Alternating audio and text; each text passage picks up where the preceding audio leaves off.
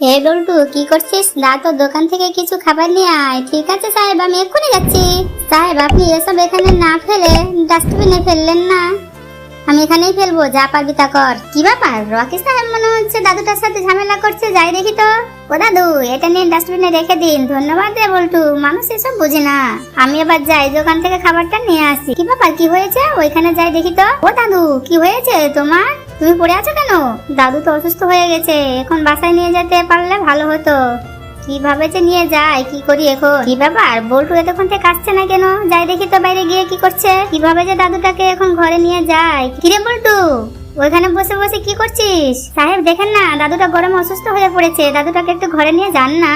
বল্টু, তুই এসিটা অন করে দে, আমি চোখে মুখে পানি ছিটাই। এই তো দাদুর জ্ঞান ফিরেছে। আমি কোথায়? আমাকে কে এখানে নিয়ে এসেছে? চাচি, আমি আর বল্টু আপনাকে নিয়ে এসেছি। বল্টু, তুই আমাকে এখানে নিয়ে এসে সুস্থ করলি। ধন্যবাদ রে বল্টু।